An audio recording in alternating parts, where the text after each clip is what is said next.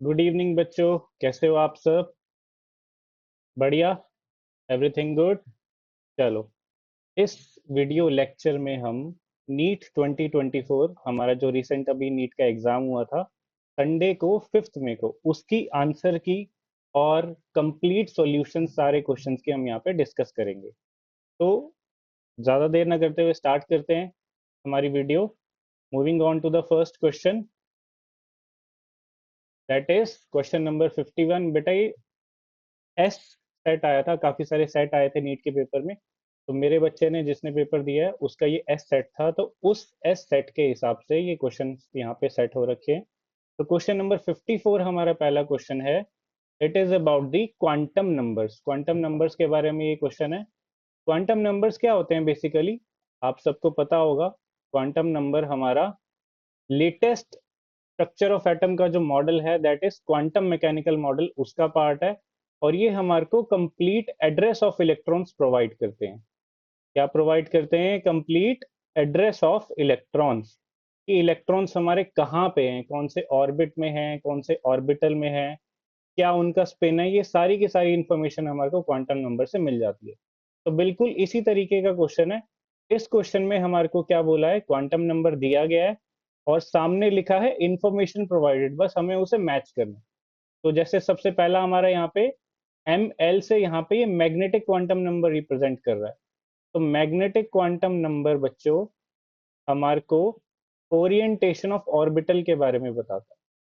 Orientation of orbital, orbital का क्या orientation है।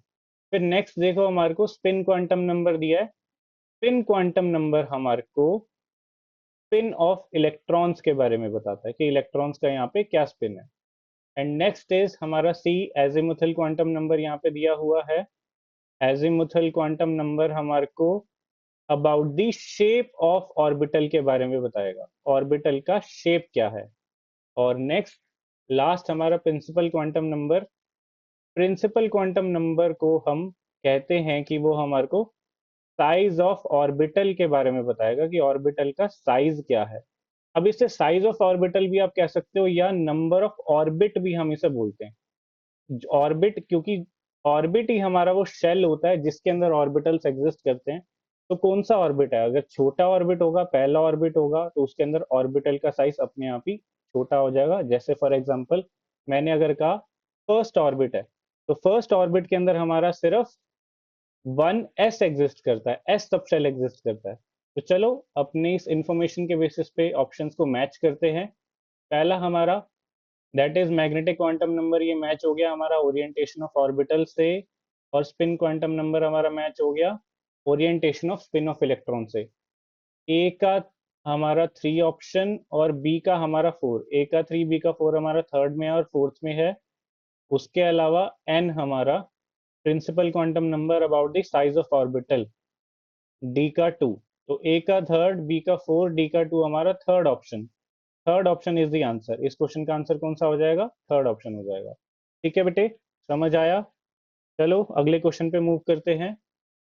इट इज अबाउट दी हमारा कोऑर्डिनेशन कंपाउंड का एक क्वेश्चन है, जिसमें बोला इसने क्वेश्चन नंबर 52, कोबाल्ट के साथ में कॉम्प्लेक्स दिया है अमीन का, और ये यहाँ पे लिगेंड हमारा ये अमीन है, ये कॉम्प्लेक्स है।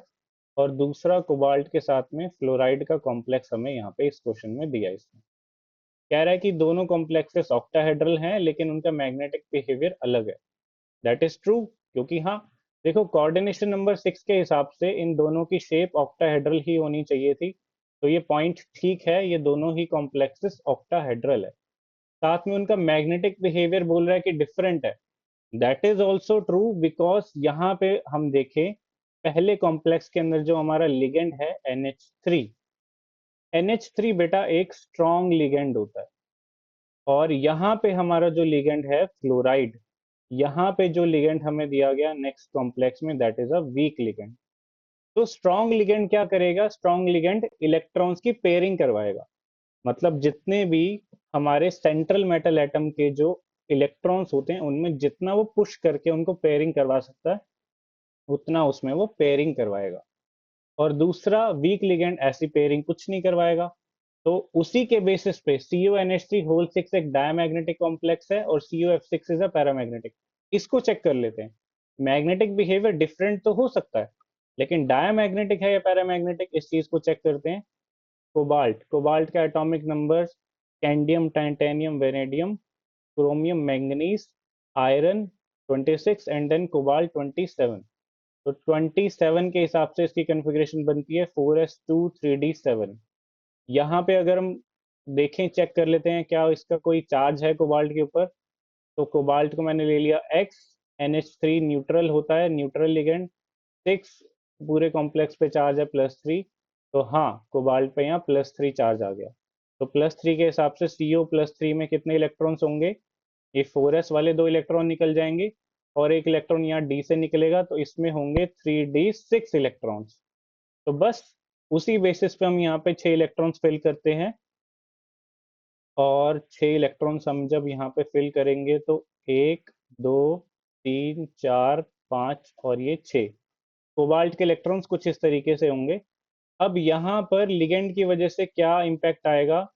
हम यहाँ पे सपोज NH3 मैंने कहा कि स्ट्रॉन्ग लिगेंड है, तो स्ट्रॉन्ग लिगेंड जब आएगा तो क्या करेगा? इन इलेक्ट्रॉन्स को पुश करके पीछे की तरफ पेयर करेगा, धकेलेगा।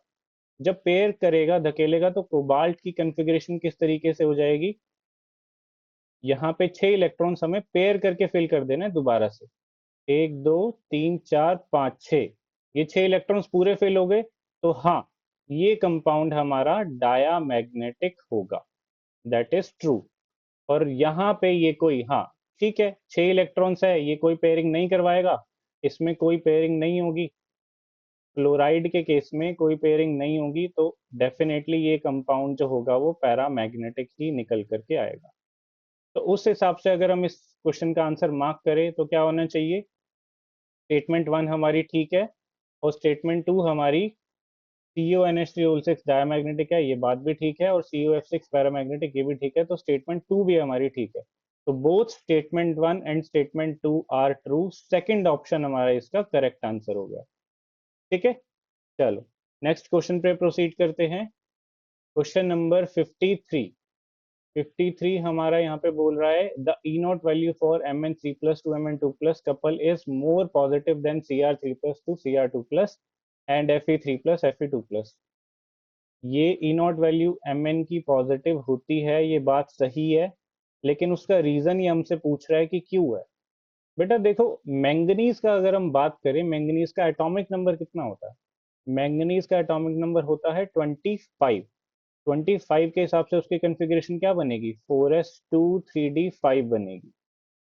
मतलब कि इसके डी के अंदर 5 अनपेयर्ड इलेक्ट्रॉन्स होते हैं, सिंगल इलेक्ट्रॉन्स होते हैं। यहाँ पे इसने हमसे बात करी Mn3+। अगर मैं Mn3+ बोलूँ, यहाँ से 3 इलेक्ट्रॉन निकाल दो, क्या होगा? ये S में से इलेक्ट्रॉन चले जाएंगे, 2 इलेक्ट्रॉन, और D में से चला जाएगा 1 इलेक्ट्रॉन, 3 इलेक्ट्रॉन निकले। जब 3 इलेक्ट्रॉन ये निकले तो 3d4 होगा। Mn3+ will be 3d4। और Mn2+ के अंदर सिर्फ 4s में से 2 इलेक्ट्रॉन निकालो तो ये होगा 3d5। तो कह रहा है कि ई nought value Mn3+ Mn2+ couple की ज्यादा है।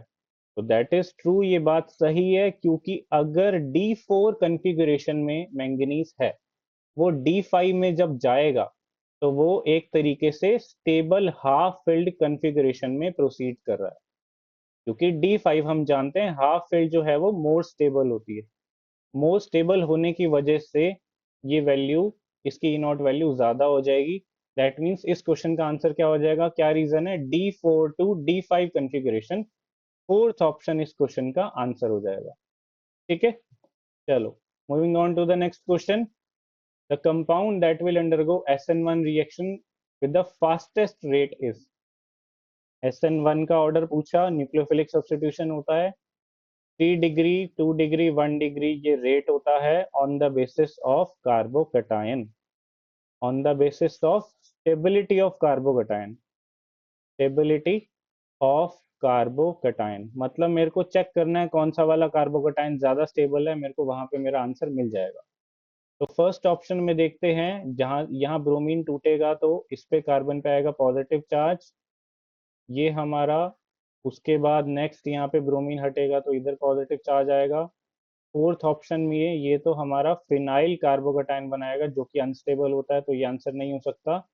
और थर्ड ऑप्शन में अगर हम चेक करें साइक्लोहेक्सेन के साथ में ये कार्बोकटायन है, तो डेफिनेटली फर्स्ट वाला आंसर ऑप्शन हो गया। रीजन फर्स्ट वाला आंसर क्यों हुआ? बिकॉज वहां पे फिनाइल रिंग के साथ में कार्बोकटायन है, कार्बोकटायन वाला कार्बन है और उसके साथ CH3 जुड़ा हुआ है। तो ये वाला हमारा रेजोनेंस स्टेबलाइज्ड होगा, रेजोनेंस स्टेबलाइज्ड होगा। इसको मैं यहाँ पे आपको स्क्रीन पे दिख नहीं रहा होगा, थोड़ा सा मैं साइड का दोबारा से लिख देता हूँ। तो यहाँ पे रेजोनेंस स्टेबलाइज्ड होगा। बेटा मेरी वॉइस क्लियर है ना? जितने लोग चैनल पे नए हैं प्लीज उसको लाइक शेयर सब्सक्राइब कर देना चैनल को। We have started a new initiative जहाँ पे हम डेली बेसिस पे अपनी CUET नीट और JEE mains and JEE advance के लिए कंटेंट वीडियोस अपलोड करेंगे। तो जो भी लोग चैनल पे नए हैं प्लीज लाइक शेयर सब्सक्राइब। और हाँ, मेरे पुराने बच्चों, वीडियो बनानी स्टार्ट करिए तो अपने सर को DM करके फीडबैक जरूर देना कि वीडियोस कैसी चल रही है, ठीक है? चलो अगले क्वेश्चन पे प्रोसीड करते हैं। रेजोनेंस स्टेबलाइज्ड होगा, ये इसका आंसर आपको मिल गया होगा, first option is the answer, ठीक है? चलो नेक्स्ट आगे प्रोसीड करते हैं। क्वेश्चन नंबर 54 हमने कर लिया था बेटा, एक सेकेंड, 54 हमने कर लिया था, 55 क्वेश्चन नंबर 55 पर प्रोसीड कर रहे हैं। फिर से स्टेटमेंट का क्वेश्चन है, दैट मींस नीट 2024 में बच्चों का टाइम वेस्ट करने की कोशिश की गई है। स्टेटमेंट वाले क्वेश्चन हमने अभी 5 ही क्वेश्चन किए और उसमें 2 क्वेश्चन आ गए, तो इसीलिए आपको अपना टाइमिंग्स का ध्यान रखना होता है। अगर आप लाइव क्लासेस को ज्वाइन करना चाहते हैं तो उसका लिंक भी आपको डिस्क्रिप्शन में मिल जाएगा, वहाँ पे गूगल फॉर्म होगा, आप उसे फॉर्म को भरिए और हमारी टीम आपसे कांटेक्ट करेगी। चलो क्वेश्चन पे आते हैं। Boiling point of 3 isomeric pentanes follows the order. 3 isomeric pentane दिए हैं, 5 कार्बन के कंपाउंड दिए हैं और बोल रहा है उनका बॉइलिंग पॉइंट है N पेंटेन का ज्यादा, उससे कम आइसोपेंटेन, उससे कम नियोपेंटेन। ये पॉइंट सही है क्योंकि अगर मोलर मास सेम है, जब तीनों ही पेंटेन है, तो boiling point will be inversely proportional to the branching.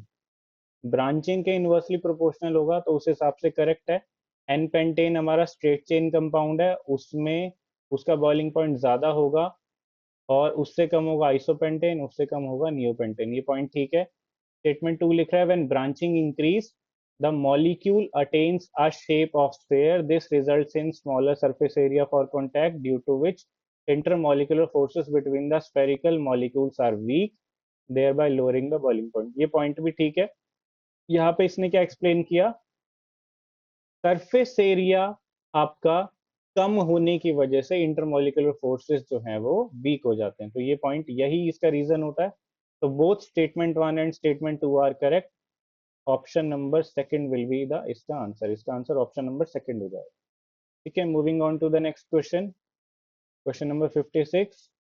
कुछ क्वेश्चंस काफी इजी भी आए हैं, जिसमें से एक ये है। इसमें बोल रहा है आइसोथर्मल प्रोसेस में हमें बस कंडीशंस बताना, आइसोथर्मल प्रोसेस में क्या कंडीशन होती है। तो आइसोथर्मल प्रोसेस हमारा कांस्टेंट टेम्परेचर पे होता है, तो इसका ए ऑप्शन का सेकंड वाला, लिस्ट में से सेकंड वाला मैच कर गया।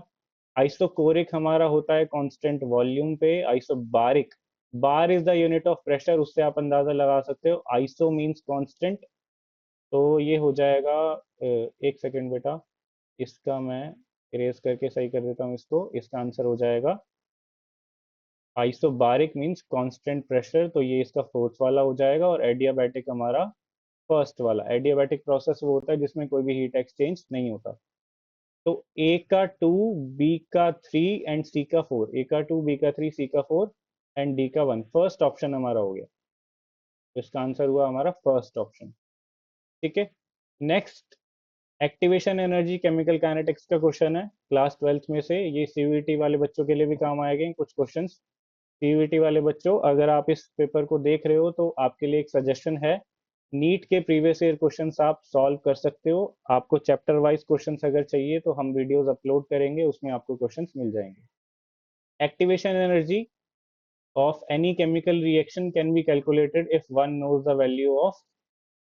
एक्टिवेशन एनर्जी किस बेसिस पे निकाल सकते हो? एक्टिवेशन एनर्जी का फॉर्मूला होता है log K2/K1 is equals to activation energy upon 2.303 R 1/T1 minus 1/T2, जहाँ पे T1 T2 दो अलग अलग टेम्परेचर होते हैं। तो फर्स्ट ऑप्शन से ही मेरा आंसर मार्क हो गया, रेट कांस्टेंट है टू डिफरेंट टेम्परेचर, बिल्कुल सही है। K1 K2 हमारा यहाँ पे रेट कांस्टेंट होता है, तो फर्स्ट ऑप्शन, इसका भी फर्स्ट ऑप्शन हमारा करेक्ट आंसर होगा। ठीक है, moving on to the next question. Question number 58, arrange the following elements in increasing order of first ionisation enthalpy. First ionisation enthalpy के बेसिस पे अरेंज करना है। आयनाइजेशन एंथैल्पी का अगर मैं जनरल ऑर्डर की बात करूं, तो जनरल ऑर्डर आपका क्या होता है, ionisation enthalpy along the periodic table में अलोंग द पीरियड अगर हम मूव करते हैं तो आयनाइजेशन एंथैल्पी की वैल्यू इंक्रीज होती है। क्यों? क्योंकि एटॉमिक साइज जो है वो डिक्रीज होता है, एटॉमिक साइज डिक्रीज होता है।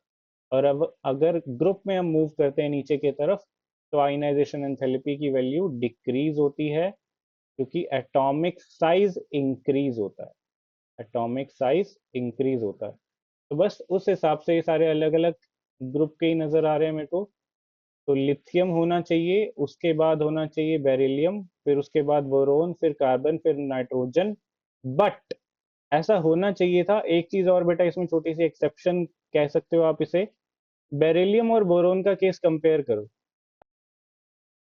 क्वेश्चन नंबर 58 में, क्वेश्चन नंबर 58 में बेरिलियम के लिए एटॉमिक नंबर 4, एटॉमिक नंबर 4 के हिसाब से इसकी कॉन्फ़िगरेशन होनी चाहिए थी 1s2 2s2। और अगला एलिमेंट दिया है बोरोन, बोरोन का एटॉमिक नंबर होता है 5। तो एटॉमिक नंबर 5 के हिसाब से इसकी कॉन्फ़िगरेशन हो जाएगी 1s2 2s2 2p1।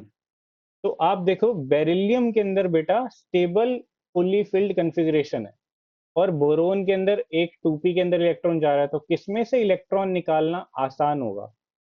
Definitely boron में से। इसीलिए इनको हम स्विच कर देंगे, बेरिलियम और बोरोन को स्विच कर देंगे। दैट मीन्स सबसे ज्यादा किसकी होगी, हमारी नाइट्रोजन की हो जाएगी डेफिनेटली। उसके बाद होगा हमारा कार्बन, उसके बाद हमारा बेरिलियम आ जाएगा, और फिर उसके पीछे हमारा बोरोन आ जाएगा, एंड देन लिथियम होगा।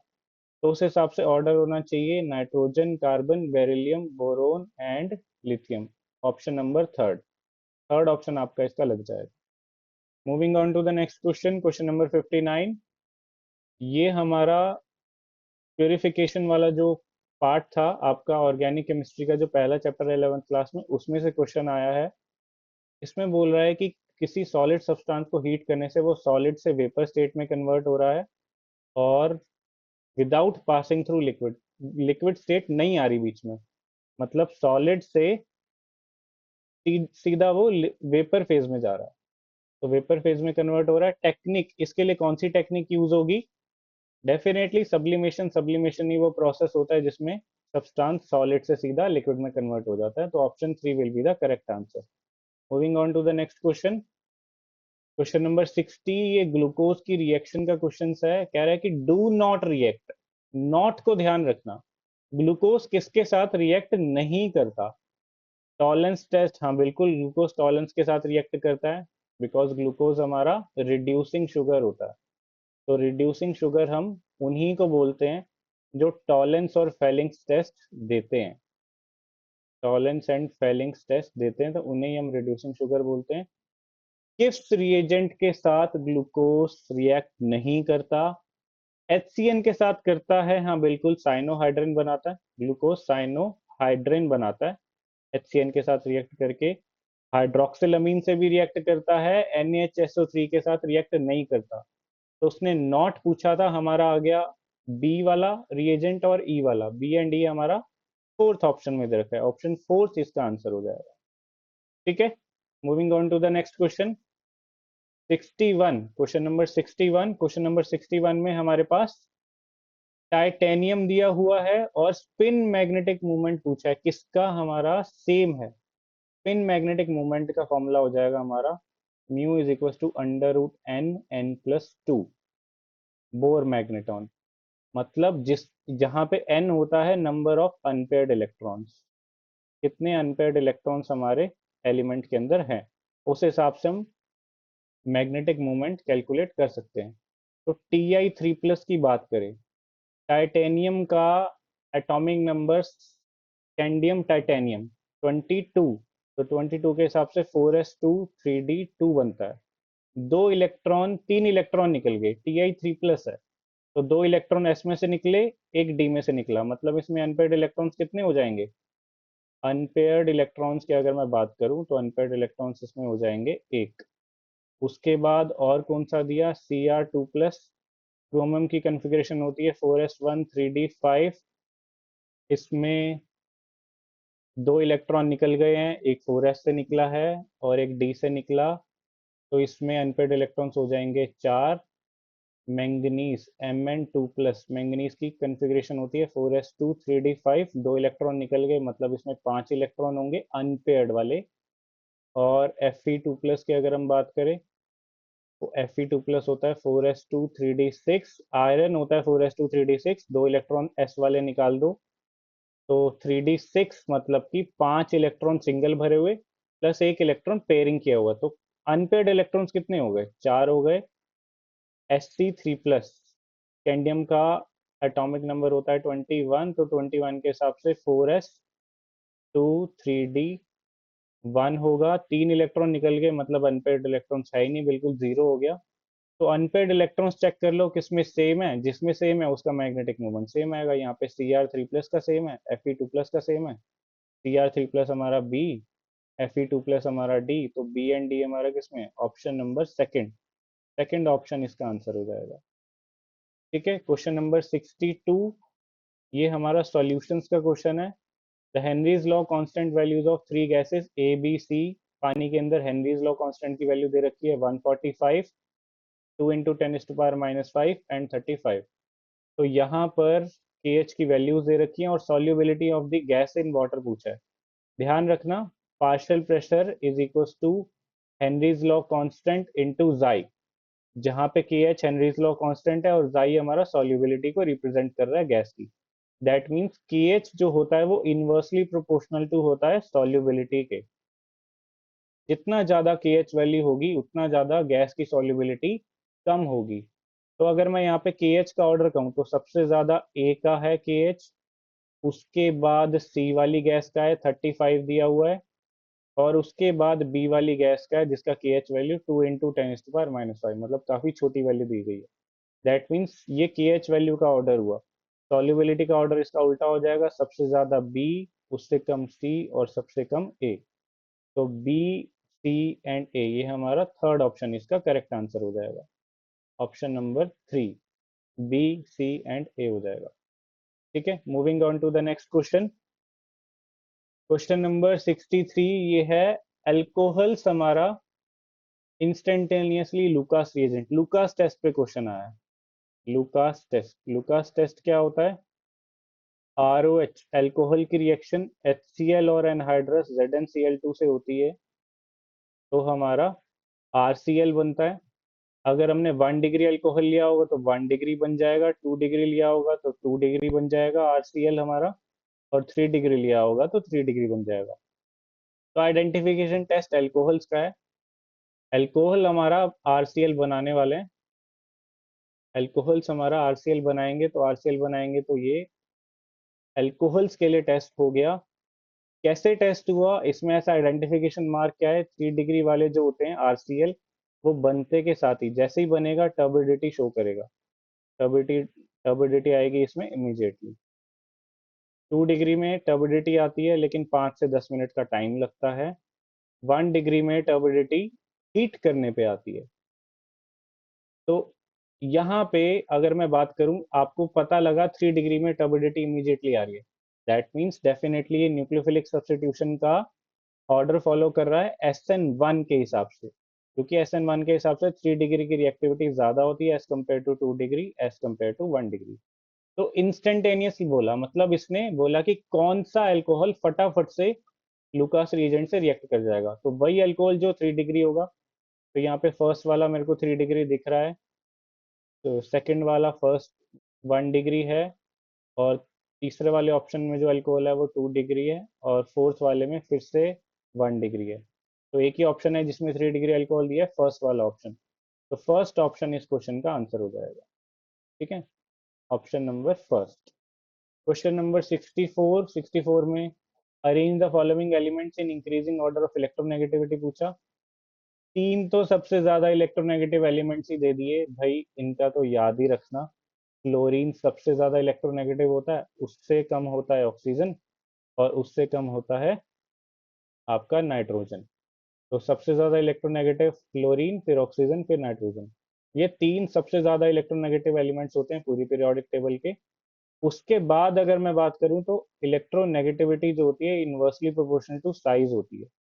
जितना साइज बड़ा होगा एटम का, इलेक्ट्रोनेगेटिविटी उसकी उतनी कम होगी। तो यहाँ पे कार्बन और सिलिकॉन में से इलेक्ट्रोनेगेटिविटी किसकी ज्यादा होगी? डेफिनेटली कार्बन की ज्यादा होगी, क्योंकि उसका साइज छोटा है। तो ऑर्डर हो गया फ्लोरीन, उससे कम ऑक्सीजन, उससे कम नाइट्रोजन, उससे कम कार्बन, उससे कम सिलिकॉन। सेकंड ऑप्शन मेरा मार्क हो गया, सेकंड ऑप्शन इसका करेक्ट आंसर हो गया। Moving on to the next question. 65 organic chemistry का क्वेश्चन है। रिएक्शंस दी हुई है और उसका रिएजेंट से मार्क करना। तो पहली वाली अगर आप देखोगे, ये तो ओजोनोलिसिस लग गई। यहाँ पे ऑक्सीजन आ जाएगा और इसके साथ भी ऑक्सीजन आ जाएगा। ये शॉर्टकट ट्रिक होती है ओजोनोलिसिस की, याद रखना। ओजोनोलिसिस की बेटा शॉर्टकट ट्रिक दे रहा हूँ। अगर कोई भी डबल बॉन्ड वाला कंपाउंड हो, उसको बीच में से तोड़ दो, और जिस कार्बन का डबल बॉन्ड तोड़ रहे हो उसके साथ में ऑक्सीजन लगा दो डबल बॉन्ड के साथ। तो ये ओजोनोलिसिस, फर्स्ट वाली ओजोनोलिसिस रिएक्शन है। इसका ओजोनोलिसिस का रिएजेंट होता है O3 और जिंक डस्ट एंड हाइड्रोलिसिस। ये ओजोनोलिसिस रिएक्शन होती है। तो ए का फोर हमारा ये मार्क हो गया। उसके बाद अगर हम बात करें, सेकंड हमारी रिएक्शन जो दी है वो फ्रिडल क्राफ्ट रिएक्शन दी हुई है। फ्रिडल क्राफ्ट एसाइलेशन है पर्टिकुलरली सेकंड वाली। यहाँ पे बेंजीन दिया हुआ है, और बेंजीन की रिएक्शन हमारी बेंजोइल क्लोराइड से जब हम करवाते हैं, बेंजीन पे COCl in presence of anhydrous AlCl3। तो ये हमारा सेम इसी तरीके का कंपाउंड बेंजोफिनॉन बनाता है। तो बेंजीन पे C डबल बॉन्ड हो, ये हमारा बेंजोफिनॉन बनाएगा। तो ये फ्रिडल क्राफ्ट एसाइलेशन का रिएजेंट ये हमारा बेंजोइल क्लोराइड और AlCl3, बी का फर्स्ट हो गया। उसके बाद सी तो सिंपल रिएक्शन है, अल्कोहल दिया हुआ उससे कीटोन बना रहा है, दैट मीन्स ऑक्सीडेशन हो रही है। ऑक्सीडाइजिंग एजेंट CrO3 काम करेगा इसमें, वीक ऑक्सीडेशन है। और नेक्स्ट हमारा एल्काइल बेंजीन से कार्बोक्सिलिक एसिड का सॉल्ट बना रहा है। तो ये हमारे KMnO4 KOH की प्रेजेंस में ये रिएक्शन होती है। प्रिपरेशन ऑफ कार्बोक्सिलिक एसिड में आपने इस रिएक्शन को पढ़ा होगा। तो हमारा A का 4 और B का 1, A का 4 B का 1 और C का हमारा 2 और D का हमारा 3। फोर्थ ऑप्शन हमारा लग गया। A का 4 B का 1 C का 2 D का 3, फोर्थ ऑप्शन। फोर्थ ऑप्शन इसका आंसर होगा। Next question number 66। ये अच्छा क्वेश्चन है, बेस्ड ऑन फैराडेज लॉ। इसमें बोल रहा है 1 मोल H2O से O2 के लिए कितना फैराडे इलेक्ट्रिसिटी की रिक्वायरमेंट होगी। तो बहुत ही सिंपल क्वेश्चंस होते हैं ये सारे। H2O से O2 बन रहा है, इसके लिए एक शॉर्टकट ट्रिक बताता हूँ। H2O के अंदर ऑक्सीजन का एटॉमिक नंबर कितना है? I am sorry, I am repeating my word, it is not atomic number, oxidation number. तो H2O के अंदर ऑक्सीडेशन नंबर ऑक्सीजन का -2 है, और यहाँ पे 0। तो -2 से 0 में कन्वर्ट हो रहा है। इसके लिए क्या इलेक्ट्रॉन का चेंज आया? 2 इलेक्ट्रॉन का चेंज आया। लेकिन कितने ऑक्सीजन है? 2 ऑक्सीजन है ना दूसरी साइड। तो मल्टीप्लाई विथ 2 कर दोगे, तो 2 से मल्टीप्लाई करोगे तो आप कह सकते हो -4। -4 तो वैसे नहीं कहेंगे हम इसे ऐसे बोलते हैं। रुको मैं इसको प्रॉपरली लिखता हूँ, पूरी रिएक्शन की फॉर्म में मैं लिख करके बताता हूँ इसको, आप इसे ऐसे करो। इसको करने का बेटर मेथड क्या हो सकता है आपका? H2O से O2 बन रहा है, इस रिएक्शन को बैलेंस ही कर लो। तो 2H2O give rise to O2 plus 2H2। इस तरीके से आप इसे कर सकते हो। यहाँ ऑक्सीजन -2 से 0 में कन्वर्ट हो रहा है, तो -2 से 0 जा रहा है, मतलब 2 इलेक्ट्रॉन का चेंज, और 2 ऑक्सीजन के हिसाब से हो जाएगा 4 इलेक्ट्रॉन का चेंज। जितने इलेक्ट्रॉन का चेंज होता है उतनी ही इलेक्ट्रिसिटी रिक्वायर्ड होती है इन टर्म्स ऑफ फेरेडे। तो 4 फेरेडे इसकी 2 मोल के लिए रिक्वायर्ड होगी। हमें कितने के लिए पूछ रहा है? हमें 1 मोल के लिए पूछ रहा है। तो 1 मोल के लिए 4 फेरेडे है हमारी 2 मोल के लिए रिक्वायर्ड।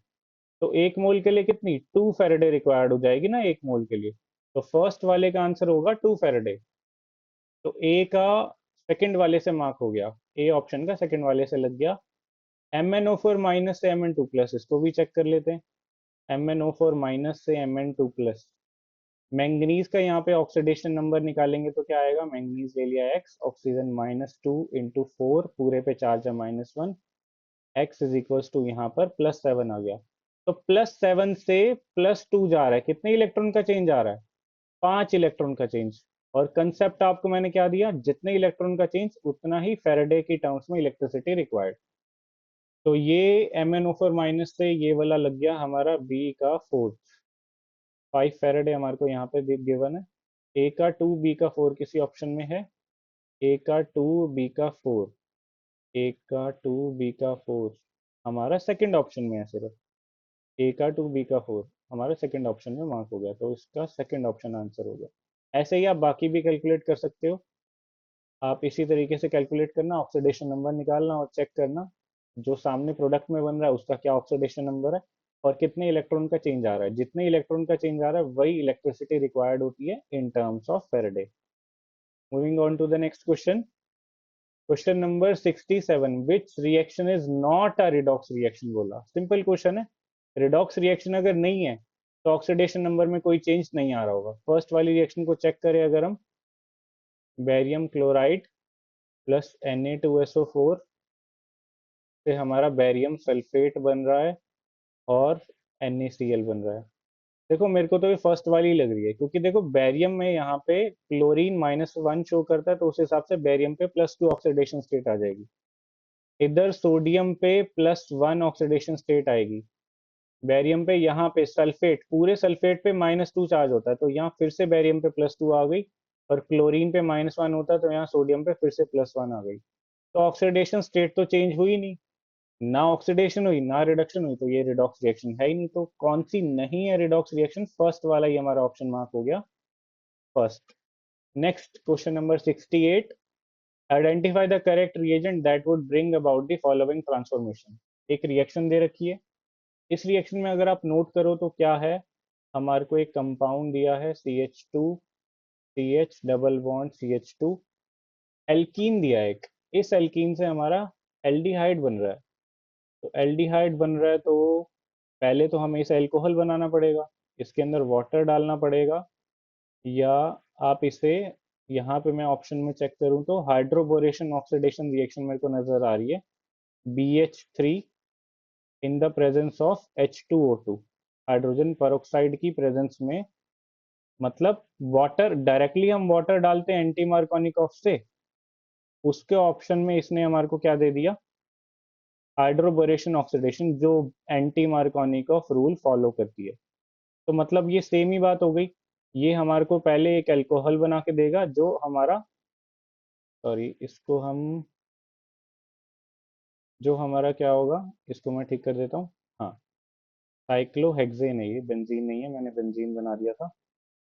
ये CH2 CH2 हो जाएगा और CH2OH हो जाएगा। ये बन गया हमारा अल्कोहल। अल्कोहल से ऑक्सीडेशन करेंगे, वीक ऑक्सीडेशन करनी पड़ेगी, तो वीक ऑक्सीडेशन के बाद हमारा ये एल्डिहाइड में कन्वर्ट हो जाएगा। तो CH2 CH2 और ये लास्ट वाला CH2OH किस में कन्वर्ट हो जाएगा, CHO एल्डिहाइडिक ग्रुप में कन्वर्ट हो जाएगा। तो हमारा आंसर होना चाहिए, पहले हमारे को हाइड्रोबोरेशन ऑक्सीडेशन करनी पड़ेगी, उसके बाद PCC। थर्ड ऑप्शन मेरे को सही नजर आ रहा है, पहले हाइड्रोबोरेशन ऑक्सीडेशन है, फिर उसके बाद oxidising agent, weak oxidising agent यहाँ पे डाल रहा है। तो ऑप्शन नंबर 3 हमारा इसका आंसर हो गया। Next moving on to question number 69, the most stable carbocation among the following is, इनमें से सबसे ज्यादा स्टेबल कार्बोकेटाइन कौन सा है। सिंपल सा क्वेश्चन है, कार्बोकेटाइन की स्टेबिलिटी देखनी है तो दो तरीके हो सकते हैं, या तो प्लस आई इफेक्ट से देख लो या हाइपर कॉन्जुगेशन से देख लो। हाइपर कॉन्जुगेशन में अल्फा हाइड्रोजन्स का नंबर जितना ज्यादा होगा उतनी ज्यादा स्टेबिलिटी होगी। तो अगर मैं पहले वाले क्वेश्चन में चेक करूं तो इसमें अल्फा कार्बन मेरा ये है, इधर है CH2, इधर है CH2 और ऊपर CH3, 3 2 5 और 2 7, यहाँ 7 अल्फा हाइड्रोजन्स हैं। इसमें अगर मैं चेक करूं तो इधर है CH2 और यहाँ पे है CH, तो 2 और 1 3 अल्फा हाइड्रोजन है इसमें। इसमें हमारा 3 2 5 अल्फा हाइड्रोजन है थर्ड वाले ऑप्शन में, और इसमें हमारा एक अल्फा हाइड्रोजन है, तो उस हिसाब से फर्स्ट वाला ही मार्क हो रहा है, क्योंकि उसके अंदर सबसे ज्यादा अल्फा हाइड्रोजन है। फर्स्ट ऑप्शन ही हमारा इसका आंसर हो गया। Moving on to the next question, question number 70। Among group 16 elements कौन सा एलिमेंट -2 ऑक्सीडेशन स्टेट शो नहीं करता? बहुत कंसेप्चुअल क्वेश्चन है। जितना ज्यादा डाउन द ग्रुप जाएंगे, इलेक्ट्रोनेगेटिविटी की वैल्यू डिक्रीज होती है। मैंने अभी आपको बताया था साइज के इनवर्सली प्रोपोर्शनल होती है इलेक्ट्रोनेगेटिविटी। तो उस हिसाब से नेगेटिव ऑक्सीडेशन स्टेट शो करने की tendency down the group decrease होती है। तो ऑक्सीजन आ रहा है सबसे ऊपर, उसके नीचे सल्फर, उसके नीचे सिलेनियम, उसके नीचे पोलोनियम। तो पोलोनियम के अंदर -2 ऑक्सीडेशन स्टेट शो करने की टेंडेंसी नहीं होगी। तो इसका आंसर फर्स्ट हो गया, फर्स्ट वाला option. Question number 71, structure of atom का क्वेश्चन है। कह रहा है energy of an electron in the ground state of helium ion is -x। Energy का फॉर्मूला होता है En is equal to -RH Z² / n²। तो इस फॉर्मूला का यूज करते हुए अगर हम करें, हीलियम के लिए एनर्जी अगर मैं निकालूं तो कितनी होगी? He+ के लिए आपके आ जाएगी -RH, हीलियम का एटॉमिक नंबर Z, यहाँ पे एटॉमिक नंबर होता है 2 का स्क्वायर अपॉन में n, हमारे को कितना बोला हीलियम का 1, तो 1 का स्क्वायर। और यहाँ पे इसने बेरिलियम के लिए बोला Be3+ के लिए, ये वैल्यू उसने दी हीलियम वाली -x। बेरिलियम वाली वैल्यू कैलकुलेट करते हैं -RH Z, बेरिलियम का atomic number, hydrogen, helium, lithium, beryllium, 4 हो गया, तो 4 का स्क्वायर अपॉन में n, इसके लिए इसने 2 बोला, 2 का स्क्वायर। ये वैल्यू मैं y ले लेता हूँ, दोनों इक्वेशन को डिवाइड कर देता हूँ।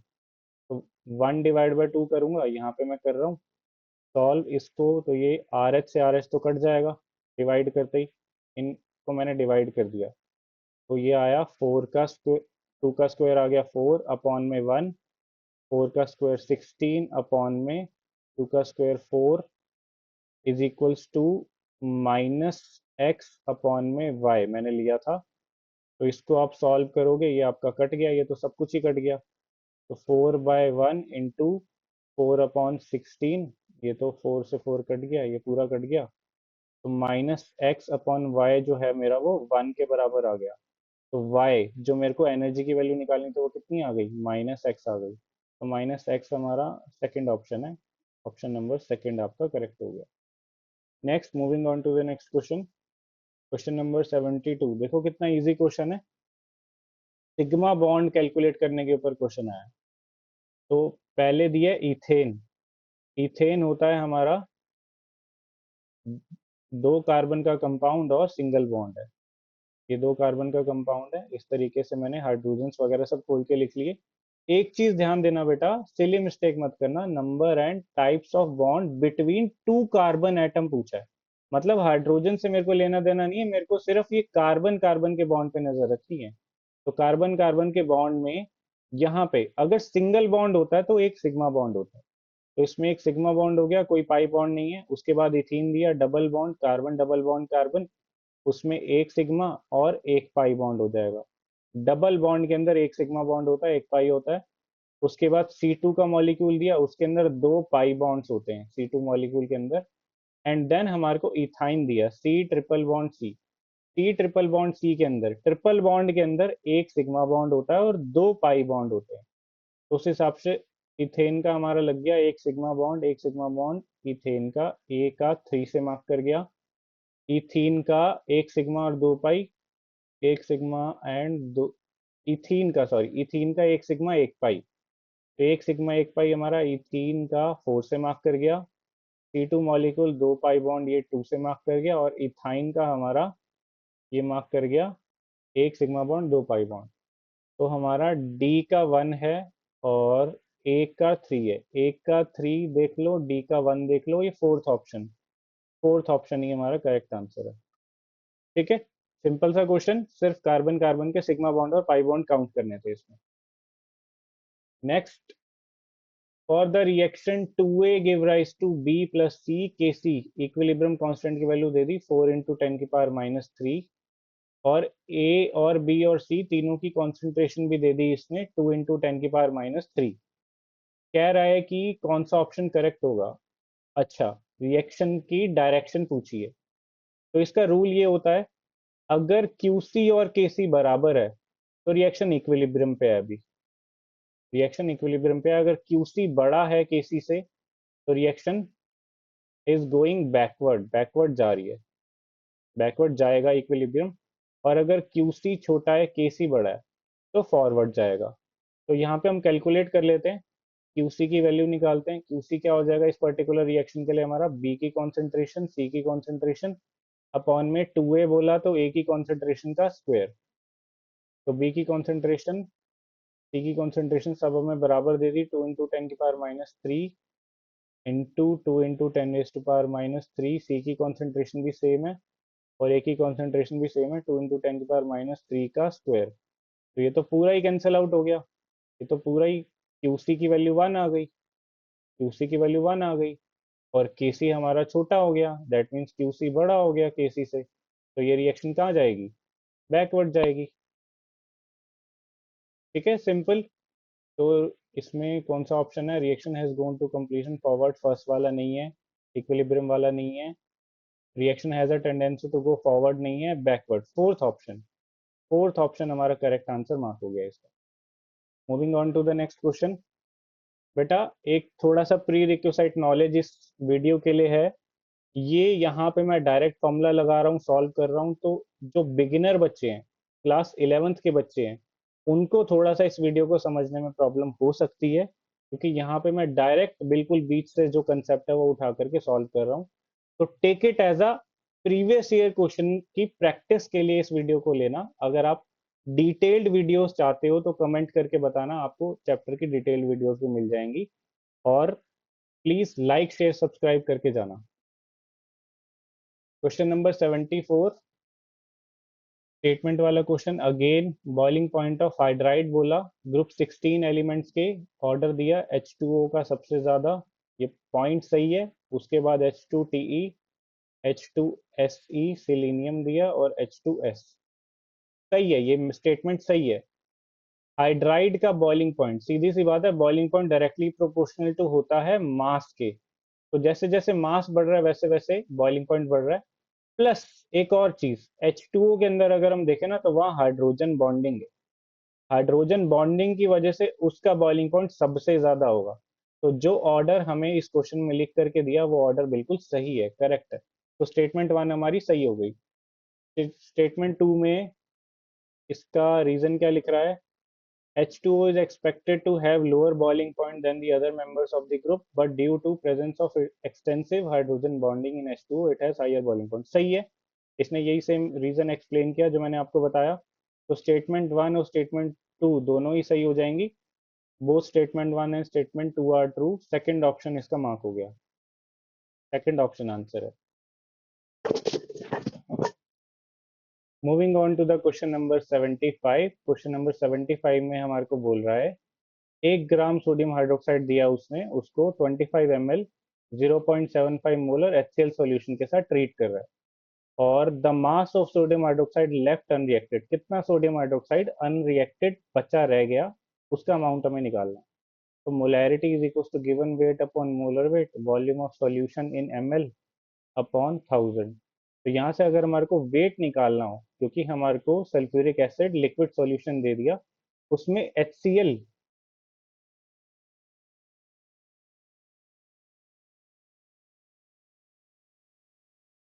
बोल जा रहा हूँ,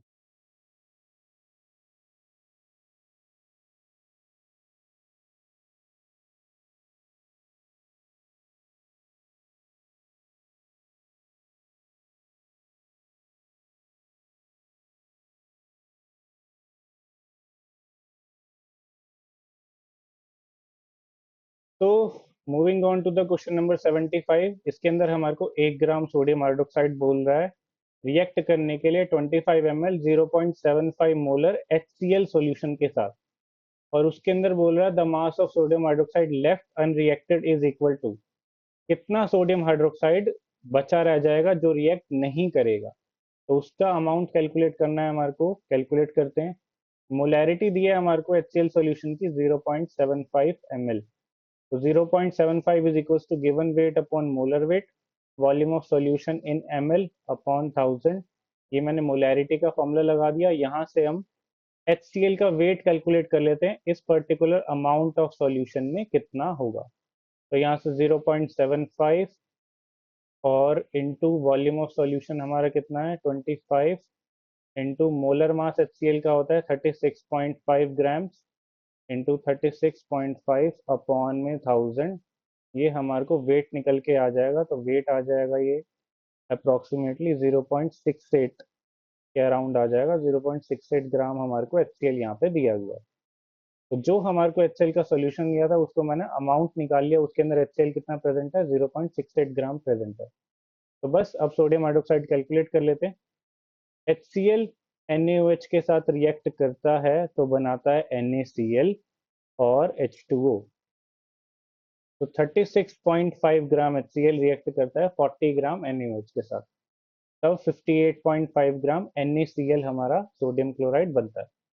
तो 36.5 ग्राम HCl जो है वो रिएक्ट कर रहा है 40 ग्राम NaOH के साथ। 1 ग्राम कितने के साथ रिएक्ट करेगा 40/36.5 के साथ। और हमें कितना HCl दिया, हमें दिया 0.68 ग्राम HCl दिया, वो कितने के साथ रिएक्ट करेगा 40/36.5 इंटू 0.68, ये अप्रोक्सीमेटली आपका 0.75 ग्राम्स ऑफ NaOH के साथ ये रिएक्ट करेगा। तो अनरिएक्टेड NaOH कितना बचा रह गया बेटा, यहाँ पे कैलकुलेट कर लेंगे हम। दिया है हमारे को 1 ग्राम, देखो इसने 1 ग्राम दिया था क्वेश्चन में, और 0.75 ग्राम हमारा रिएक्ट कर रहा है, तो अनरिएक्टेड कितना रह गया 0.25 ग्राम। मिलीग्राम्स में बोले तो 250 मिलीग्राम्स हमारा HCl, 250 मिलीग्राम्स हमारा NaOH sodium hydroxide left unreacted. Question number 75 का थर्ड ऑप्शन हमारा आंसर हो जाएगा। ठीक है, चलो क्वेश्चन नंबर 76, इसमें क्या बोल रहा है, कौन से इक्विलिब्रियम के लिए Kp Kc की वैल्यू इक्वल नहीं है। नहीं है बोला उसने, नॉट। तो Kp is equal to Kc RT raise to the power delta n, ये हमारे पास फॉर्मूला होता है। अगर डेल्टा n जीरो आ जाए, डेल्टा एन जीरो आ जाए तो हमारा KP बराबर हो जाएगा, क्योंकि RT की पावर 1 हो जाएगी। RT की पावर 0 हो जाएगी, RT की वैल्यू 1 हो जाएगी। तो यहाँ से इसका मतलब हमारा डेल्टा एन जीरो नहीं आना चाहिए, नहीं आना चाहिए। दैट मीन्स उस हिसाब से डेल्टा एन होता है हमारा number of moles of gas in product minus number of moles of gas in reactant, वो वैल्यू हमारी जीरो नहीं आनी चाहिए। तो फर्स्ट वाले में देखो, फर्स्ट वाले ऑप्शन में दे रखा है ब्रोमीन क्लोरीन दोनों का 1-1 मोल और BrCl के 2 मोल, तो 1 और 1 2, 2 - 2, ये तो हमारा जीरो आ रहा है। सेकंड ऑप्शन में प्रोडक्ट में 2 मोल्स है गैस के, रिएक्टेंट में 1 मोल है, ये हमारा 1 आ रहा है। अगले वाले में भी 2 - 2, ये हमारा जीरो आ रहा है। और फोर्थ ऑप्शन में भी 2 - 2, ये हमारा जीरो आ रहा है। तो किसमें जीरो नहीं आ रहा, सेकंड ऑप्शन में हमारा जीरो नहीं आ रहा, तो सेकंड ऑप्शन इसका आंसर हो गया। ठीक है, moving on to the next question. Question number 77 कह रहा है कि एक मॉलिक्यूलर फॉर्मूला C6H14 एल्केन दे दिया हमारे को, ये कोई एल्केन का फॉर्मूला है। 2 टर्शरी कार्बन होने चाहिए। टर्शरी कार्बन वो होते हैं 3 डिग्री कार्बन जिनके साथ अटैच हो 3 कार्बन की चेन। तो आप इस क्वेश्चन के हिसाब से अगर आप देखो तो बहुत सिंपल क्वेश्चन है। 6 कार्बन का कंपाउंड अगर मेरे को बनाना होगा, जिसमें मैं इस तरीके से अगर सोचूं कि जिसमें 3 डिग्री कार्बन होने चाहिए 2, तो ये 3 डिग्री कार्बन हो गया। इसके साथ में एक और कार्बन, ये एक और कार्बन, ये भी 3 डिग्री कार्बन हो गया। तो इस कंपाउंड में 2 3 डिग्री कार्बन हो गए। इस तरीके से मैं 6 कार्बन का कोई कंपाउंड बना सकता हूँ। अब इसका आप चेक कर लो बेटा, IUPAC नेम क्या आ जाएगा। 4 कार्बन की चेन हो गई, तो 2 और 3 पे मिथाइल 2,3 डाइमिथाइल ब्यूटेन, इसका नाम फोर्थ ऑप्शन लग गया हमारा। फोर्थ ऑप्शन करेक्ट आंसर हो जाएगा। ठीक है, next question number 78, Fehling solution A. सीधा सीधा फेलिंग सॉल्यूशन ए बोलिए, एक्वस कॉपर सल्फेट होता है हमारा। सेकंड ऑप्शन इसका करेक्ट आंसर हो जाएगा। फेलिंग ए होता है हमारा एक्वस कॉपर सल्फेट, और फेलिंग बी होता है sodium potassium tartrate. Sodium potassium tartrate होता है, जिसको हम रोशेलेज सॉल्ट भी बोलते हैं, रोशेलेज सॉल्ट। तो फेलिंग ए पूछा था हमारा, एक्वस कॉपर सल्फेट हमारा ऑप्शन नंबर 2 हमारा आंसर हो जाएगा। नेक्स्ट 79 कंपाउंड दिए हुए हैं और उनको उनकी शेप से मैच करना है। NH3 पिरामिडल शेप होती है, NH3 is pyramidal. BrF5 XeF4 SF6 सीधा सीधा ऑक्टाहेड्रल होती है। और XeF4 हमारा, XeF4 की अगर मैं शेप बनाऊं तो 4 फ्लोरीन इस तरीके से लगे होते हैं। जेनॉन के आउटर मोस्ट शेल में 8 इलेक्ट्रॉन होते हैं, मतलब एक लोन पेयर ऊपर बच जाएगा, एक लोन पेयर नीचे बना दिया, तो ये शेप हो गई हमारी स्क्वायर प्लेनर। तो XeF4 की शेप भी हमारी स्क्वायर प्लेनर हो गई। तो बस इसी के बेसिस पे हमारा मार्क हो जाएगा स्क्वायर प्लेनर। ए हमारा, ए का फर्स्ट ट्राइगोनल पिरामिडल और सी का 2, ए का फर्स्ट, सी का 2 और डी का 3। उसी हिसाब से बी का बस आपका ये 4 बचा। तो यही हो गया हमारा, ए का फर्स्ट, बी का 4, सी का 2 लग रहा है, सी का 2 और डी का 3। सेकेंड ऑप्शन हमारा करेक्ट हो गया, सेकेंड ऑप्शन करेक्ट हो गया। Moving on to the next question. बेटा जितने भी बच्चे नए हैं प्लीज लाइक शेयर सब्सक्राइब कर देना, और अपडेट्स मिस ना हो, नई वीडियो डालते हैं उसकी हम स्टोरी लगाते हैं इंस्टाग्राम पे, तो इंस्टाग्राम पे भी फॉलो कर लेना। चलो question number 80, highest number of helium atoms is in. Highest number of helium atom किसमें होंगे? 4 मोल हीलियम के हिसाब से अगर हम देखें, 4 मोल का मतलब है 4 इंटू 6.022 इंटू 10^23, इतने एटम्स होंगे इसमें। उसके अलावा 4U हीलियम, ये तो हमारा एटॉमिक मास एक हीलियम का होता है, दैट मीन्स ये तो एक एटम हो गया। 4 ग्राम, 4 ग्राम को अगर हम कन्वर्ट करते हैं मोल्स में कन्वर्ट कर लेते हैं पहले, 4 ग्राम अपॉन में 4 ग्राम, नंबर ऑफ मोल आ गए ये, इंटू 6.022 इंटू 10^23, तो ये भी हमारा कट गया। और इसको अगर हम कैलकुलेट करें फर्स्ट वाले को, तो 2.27 अपॉन में 22.7 के हिसाब से मैंने अगर इसको डिवाइड करता हूँ, तो ये भी नंबर ऑफ मोल्स 0.1 मोल आ गया, इंटू 6.022 इंटू 10^23। तो इसके हिसाब से भी अगर मैं एटम्स निकालता तो ये भी कम हो जाता। तो 4 मोल हीलियम, यही सेकंड ऑप्शन मेरा, इसमें सबसे ज्यादा हीलियम के एटम्स हैं।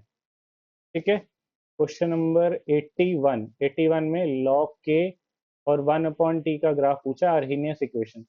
आर्हीनियस इक्वेशन होती है log K is equal to log A, log natural log लगा लेते हैं, इसका आंसर हम कर लेते हैं। दोबारा से मैं इसको लिख देता हूँ, ln k is equal to ln a minus E A upon में 2.303 तो नहीं आएगा।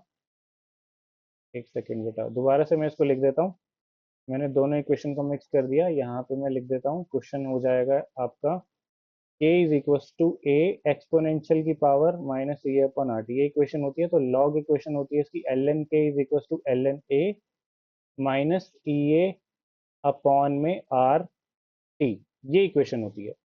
इस इक्वेशन के हिसाब से y एक्सिस पे ये हो गया, और हमारा y is equal to M X, X axis पे हमारा 1/t हो गया, स्लोप हमारा नेगेटिव स्लोप हो गया, और ये हमारा इंटरसेप्ट हो गया। तो ग्राफ इसका ऐसा होना चाहिए, ln k हमारा y एक्सिस पे हो, 1/t हमारा x एक्सिस पे हो, और नेगेटिव स्लोप हो, स्लोप हमारा किसके बराबर हो जाएगा, माइनस ई अपॉन आर के बराबर हो जाएगा। ऐसा इसका ग्राफ होना चाहिए। ऐसा ग्राफ हमारे को किस में दिया हुआ है, फर्स्ट ऑप्शन में। बाकी सब में स्लोप पॉजिटिव है, स्लोप नेगेटिव हमारा सिर्फ फर्स्ट ऑप्शन में ही है, तो फर्स्ट ऑप्शन हमारा करेक्ट हो जाएगा। ठीक है, moving on to the next question. 82 statement वाला क्वेश्चन है, एनिलीन फ्रीडेलक्राफ्ट एल्काइलेशन नहीं करता, सही है, नहीं करता। Aniline can not be prepared through Gabriel synthesis, ये भी बात ठीक है। एनिलीन फ्रीडेलक्राफ्ट एल्काइलेशन इसलिए नहीं करता क्योंकि फ्रीडेलक्राफ्ट एल्काइलेशन में हमारे पास एक ल्यूइस एसिड यूज होता है, एनहाइड्रस AlCl3। अब एनिलीन पे लोन पेयर है और ये एक ल्यूइस एसिड है, तो ये दोनों आपस में रिएक्ट करके सॉल्ट बना लेते हैं जो डीएक्टिवेटिंग के तरीके से एक्ट करता है, तो इसलिए एनिलीन में रिएक्शन नहीं होती। और सेम गैब्रियल सिंथेसिस की अगर मैं बात करूं तो वो एक न्यूक्लियोफिलिक सब्स्टिट्यूशन रिएक्शन है। न्यूक्लियोफिलिक सब्स्टिट्यूशन के हिसाब से एनिलीन उससे प्रिपेयर नहीं किया जा सकता। तो स्टेटमेंट 1 और स्टेटमेंट 2 दोनों ही ऑप्शन आपके करेक्ट हैं। तो सेकंड ऑप्शन इसका मार्क हो गया, वो statement 1 and statement 2 are true. Question number 83, intramolecular hydrogen bonding is present in. Intramolecular होती है विद इन अ मॉलिक्यूल, जो एक ही मॉलिक्यूल के अंदर प्रेजेंट हो, ऐसी हाइड्रोजन बॉन्डिंग यहाँ पे पूछ रहा है। तो अगर मेरे को हाइड्रोजन बॉन्डिंग नाइट्रोफिनॉल में चेक करनी है, अगर ये नाइट्रो ग्रुप है तो दोनों ऑर्थो पोजीशन पे, मतलब साथ वाली पोजीशन पे होना चाहिए, तभी हाइड्रोजन बॉन्डिंग पॉसिबल हो पाएगी, तभी ये हाइड्रोजन बॉन्डिंग पॉसिबल हो पाएगी। तो ऑर्थो नाइट्रोफिनॉल अगर मेरे को इसमें दे रखा है, हाँ दे रखा है, ऑप्शन नंबर सेकंड इसका आंसर लग जाएगा। ठीक है, चलो क्वेश्चन नंबर 84। 84 में बोल रहा है कौन से प्रोसेस में एंट्रोपी की वैल्यू इंक्रीज हो रही है। देखो एंट्रोपी इंक्रीज होती है मतलब कि रैंडमनेस बढ़नी चाहिए, रैंडमनेस इंक्रीज होनी चाहिए। तो सॉलिड से लिक्विड से गैस में अगर कहीं पे जा रहा होगा तो वहां पर एंट्रोपी इंक्रीज हो रही होगी। First process liquid evaporates to vapour, हाँ इसमें हो रहा है। टेम्परेचर क्रिस्टलाइन सॉलिड का कम कर दिया, ना ये फ्रीजिंग है।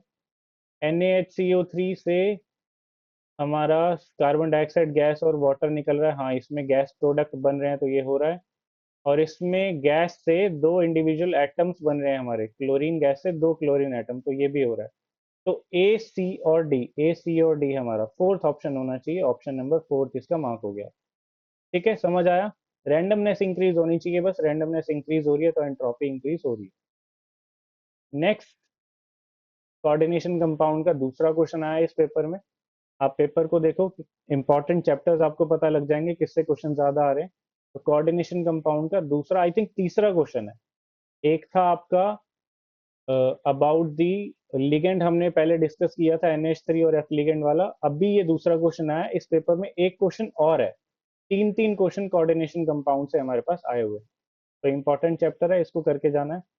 चलो देखो, इसमें आइसोमेरिज्म का क्वेश्चन है। NO2, NO2 लिगेंड से मेरे को देखते ही समझ में आ गया लिंकेज आइसोमेरिज्म करेगा, क्योंकि NO2 एक एम्बीडेंटेट लिगेंड होता है। उसके अलावा वाटर यहाँ पे देखते ही समझ में आ गया, ये सॉल्वेट आइसोमेरिज्म करेगा, तो ये करेगा हमारा सॉल्वेट आइसोमेरिज्म। फिर सल्फेट और ब्रोमाइड ये अगर इंटरचेंज होते हैं तो आयनाइजेशन कर सकते हैं। और लिगेंड्स, ये दो कॉम्प्लेक्स दे रखे, इसमें लिगेंड इंटरचेंज होते हैं तो ये कोऑर्डिनेशन आइसोमेरिज्म कर सकते हैं। तो हमारा ऑप्शन होगा ए का 2, और बी का हमारा लग गया 3, सी का हमारा 4, और डी का हमारा फर्स्ट। ए का 2, बी का 3, सी का 4, डी का first, second option. Second option हमारा इसका आंसर हो गया। Next question number 86। ये सेक्शन बी के क्वेश्चंस हैं जिसमें आपके पास चॉइस होती है। क्वेश्चन बोला है कंपाउंड कंटेन्स 32% ए और 20% बी है उसमें, और परसेंटेज ऑफ सी, बाकी जो है बच गया वो परसेंटेज ऑफ सी है। एम्पेरिकल फॉर्मूला बताना है। सीधा सीधा सा सवाल है, अगर ए बी और सी है, तीन इसमें एलिमेंट हैं, तो परसेंटेज उनकी कितनी दी हुई है। ए की परसेंटेज दी है आपको 32, बी की दी है 20, बाकी ये दोनों मिला करके कितना हो गया, ये दो तीन दो पाँच, 52 हो गया। तो 100 में से 52 हटा दो तो कितना बचा, ये आपका बचा 48, तो 48% आपका सी है। तो उस हिसाब से अगर हम करें इसमें, एम्पेरिकल फॉर्मूला का प्रोसेस आगे फॉलो करते हैं।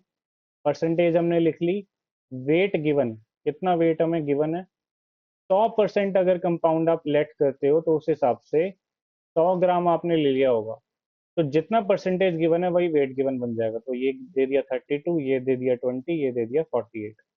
बस इसके बाद नंबर ऑफ मोल्स निकालो। नंबर ऑफ मोल्स, ए का मोलर वेट देखो आपको दे दिया इसमें 64, तो 32/64। बी दे दिया आपको 40, तो 20/40। और सी दे दिया आपको 32, तो 48/32। नंबर ऑफ मोल्स आपका आ जाएगा, ये आ गया 1/2, 0.5 मोल आ गया। ये भी आया 1/2, 0.5 मोल आ गया। ये आपका कट जाएगा 4, और ये आपका 2, और 4, 2, और ये 3, 3/2 मतलब 1.5 आ गया। नंबर ऑफ मोल्स 0.5, 0.5 और 1.5 आ गए। एम्पेरिकल फॉर्मूला निकालने के लिए इसके आगे क्या करते हैं, जो नंबर ऑफ मोल्स आया उसमें से सबसे छोटे नंबर से आप क्या कर देते हो, डिवाइड कर देते हो। तो सबसे छोटा नंबर 0.5 ही हो गया। तो 0.5 बाय 0.5, 0.5 बाय 0.5, 1.5 बाय 0.5, यह आया आपका 1, यह आया 1 और यह आया 3। बस ये नंबर जो आपको मिल जाते हैं यही होता है आपका एम्पेरिकल फॉर्मूला। तो हमारा आंसर हो गया ए बी सी का 3। A B C 3 हमारा कौन सा ऑप्शन है? थर्ड ऑप्शन में है। थर्ड ऑप्शन हमारा आंसर हो जाएगा। इसको मैं यहाँ पे रब कर देता हूँ, आपको ऑप्शन क्लियरली मेंशन हो जाएगा यहाँ पे। ये देखो थर्ड ऑप्शन, थर्ड ऑप्शन में हमारे पास दिया हुआ है A B C 3, तो थर्ड ऑप्शन हमारा इसका आंसर हो जाएगा। Moving on to the next question. Rate of reaction quadruples when temperature range changes from activation energy का क्वेश्चन दे दिया। ये फॉर्मूला होता है log K2/K1 is equals to activation energy upon 2.303 R 1 upon T1 by 1 upon T2। बेटा ध्यान रखना, ये जो टेम्परेचर यहाँ पे पुट करना होता है ये हमारे को केल्विन में पुट करना होता है। तो 27 डिग्री सेल्सियस कितना हो जाएगा? 273 प्लस कर दो, 300 केल्विन हो गया। और 57 डिग्री सेल्सियस 273 प्लस करोगे तो ये हो जाएगा 330 केल्विन के बराबर हो जाएगा। तो ये सारी वैल्यूज आप यहाँ पे पुट कर दो। रेट ऑफ रिएक्शन बोल रहा है कि 4 गुना हो रही है, तो ये log 4 हो गया सीधा सीधा, क्योंकि K2 क्या हुआ, ये 4 K1 के बराबर हो गया, 4 गुना हो रहा है, तो उस हिसाब से मैंने सीधा इसे log 4 कर दिया। एक्टिवेशन एनर्जी आपको निकालनी है 2.303, R की वैल्यू 8.314, 1/300 माइनस 1/330। तो ये आप इसे सॉल्व करोगे, यहाँ से आपका एक्टिवेशन एनर्जी आ जाएगा log 4 इंटू 2.303 इंटू 8.314, और ये टेम्परेचर को भी आप सॉल्व कर लेना, इंटू 300 और इंटू 330 अपॉन में 330 माइनस 330।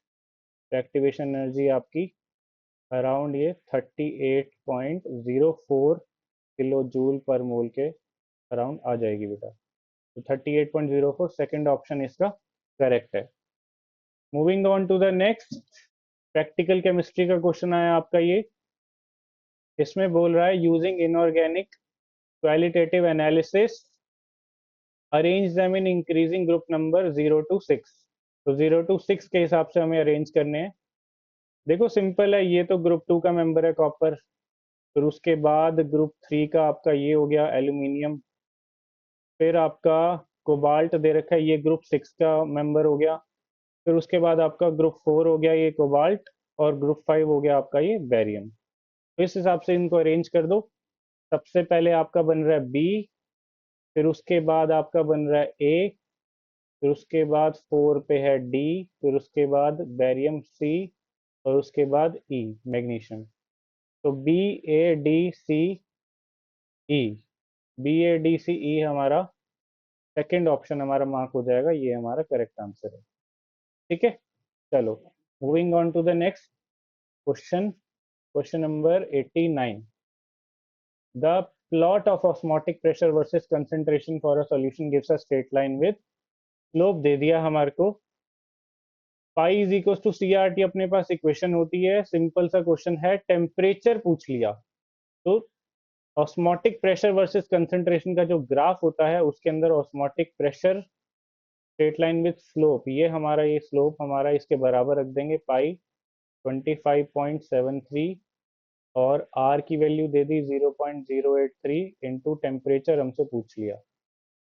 तो ये सीधा सीधा हो जाएगा आपका temperature is equal to 25.73 upon 0.083। बेटा ये ग्राफ के ऊपर क्वेश्चन है, आप इसका ग्राफ बना करके देखोगे तो आपको ये और क्लियरली समझ में आएगा। स्ट्रेट लाइन इक्वेशन के बेसिस पे स्लोप दिया है यहाँ पे। तो टेम्परेचर हमारा आ जाएगा, टेम्परेचर कितना आ जाएगा अप्रोक्सीमेटली, आप इसे सॉल्व करोगे तो ये सॉल्व करके आपका तकरीबन 309 पॉइंट समथिंग आ जाएगा। तो हमारा किससे मैच हो रहा है? तो ये 310, तो डिग्री सेल्सियस में अगर आपसे पूछा है तो 310 माइनस 273 कर दोगे तो ये आपका कितना हो जाएगा?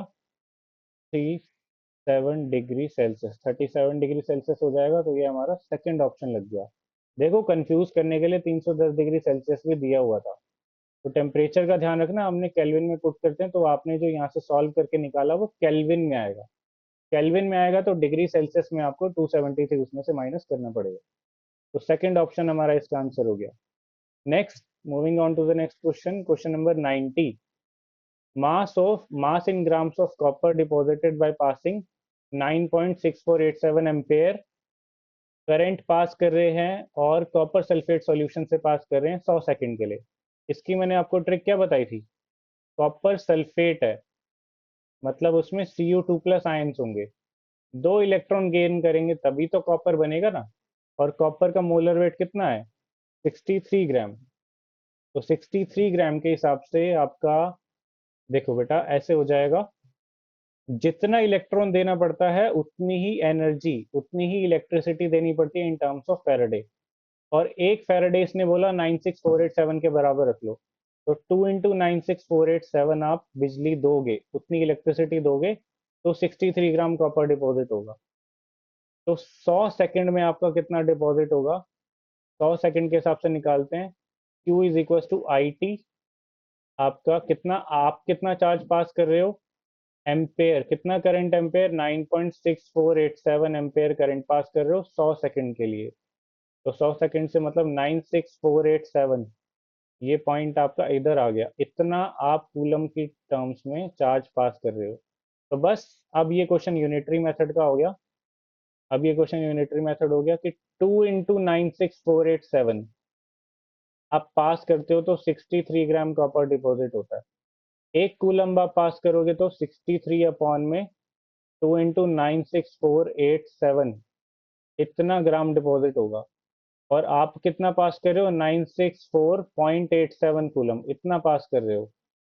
तो आपका हो जाएगा 63/2 × 96487 इंटू 964.87। या पॉइंट हटाओगे, ये आ गया नीचे 100, ये पूरा कैंसल आउट हो गया, और ये 31.5 अपॉन 100। तो 31.5 अपॉन में 100 कितना आ जाएगा? पॉइंट आगे आ जाएगा, मतलब 0.315 ग्राम। इतना कॉपर आपका डिपॉजिट होगा। ऑप्शन नंबर थर्ड आपका मार्क हो गया। ठीक है, सिंपल है, बस कंसेप्ट इसका यही है, जितना इलेक्ट्रॉन आपको देना पड़ता है उतनी ही बिजली देनी पड़ती है in terms of Faraday. Question number 91। Question number 91 में क्या बोल रहा है हमारे को? Consider the following reaction in a sealed vessel at equilibrium with concentrations of N2O2 NO। और ये हमारे को कॉन्सेंट्रेशन दे रखी है, और इसमें बेटा हमारे को एक इक्वेशन दे रखी है। और इस पर्टिकुलर इक्वेशन के लिए हमारे को बोल रहा है, इस पर्टिकुलर इक्वेशन के लिए हमें कह रहा है कि निकालो आपका, क्या निकालो? डिग्री ऑफ डिसोसिएशन निकालो। डिग्री ऑफ डिसोसिएशन हमें इसमें फाइंड आउट करना है, अल्फा फाइंड आउट करना है। चलो स्टार्ट करते हैं। इस क्वेश्चन को किस तरीके से करेंगे? यहाँ पे सबसे पहले इक्विलिब्रियम कांस्टेंट निकालेंगे, क्या हो जाएगा? प्रोडक्ट की कॉन्सेंट्रेशन अपॉन रिएक्टेंट की कॉन्सेंट्रेशन, रिएक्टेंट है NO, उसका स्क्वायर। तो N2 की कॉन्सेंट्रेशन कितनी दी? 3 × 10⁻³ इंटू ऑक्सीजन की कॉन्सेंट्रेशन दी 4.2 इंटू 10⁻³ अपॉन में NO की कॉन्सेंट्रेशन दी इसने 2.8 इंटू 10⁻³ उसका स्क्वायर है। तो इस पूरे को हम मल्टीप्लाई करके ऐसे ही लिख लेते हैं, 2.8 इंटू 10⁻³ तो 2.8 आपका देखो कटता है ये 4.2 से, 7 की टेबल से कटेगा ये 7 4, ये 6, ये 6/4 आ गया। और फिर उसके बाद ये और जो भी होगा कैंसल आउट होके आप इसे कर सकते हो।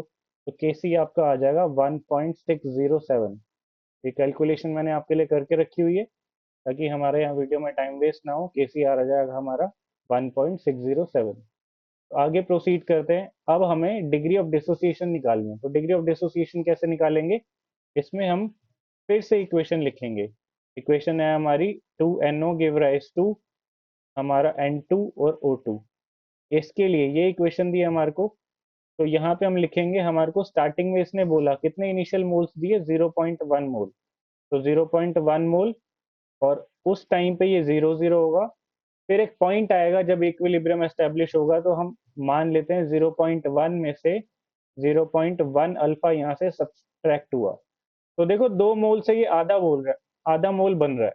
2 मोल NO से आधा मोल N2 और आधा मोल O2 बन रहा है, आप कह सकते हो इसका आधा है ये, क्योंकि यहाँ पे 2 मोल है और ये 1 मोल बन रहे हैं दोनों। तो उस हिसाब से अगर 0.1 अल्फा इसमें से सब्ट्रैक्ट होगा तो बनेगा कितना, 0.1 अल्फा का आधा, और ये 0.1 अल्फा का आधा बनेगा। ठीक है, तो सेम वही इक्विलिब्रियम वाला क्वेश्चन आप यहाँ पे लगा दोगे। इक्विलिब्रियम कॉन्सेंट्रेशन आपकी यहाँ पे क्या आ गई, केसी आया था आपका 1.607, इसको इक्वल रख दोगे इसके प्रोडक्ट की concentration 0.1 alpha by 2 into 0.1 alpha by 2 upon में रिएक्टेंट 0.1 माइनस 0.1 अल्फा, ये पूरे का स्क्वायर। ये हमारा इक्विलिब्रियम कांस्टेंट केसी ऐसे ही निकालते हैं, और ये किसके बराबर है, केसी हमने कितना निकाला 1.607। तो बस हमें ये क्वाड्रेटिक इक्वेशन की फॉर्म में हमारी बन रही है, इसको सॉल्व करना है। तो ये आप सॉल्व करोगे, अल्फा अपॉन में 1 माइनस अल्फा जो है ये सॉल्व कर कर आके आपका तकरीबन 2.54 के बराबर आ जाएगा। तो यहाँ से आप कहोगे अल्फा जो है वो आ जाएगा 2.54 माइनस 2.54 अल्फा। तो यहाँ से आप लिख सकते हो 3.54 alpha is equal to 2.54। Alpha आ जाएगा बेटा आपका 2.54 अपॉन 3.54, 3.54।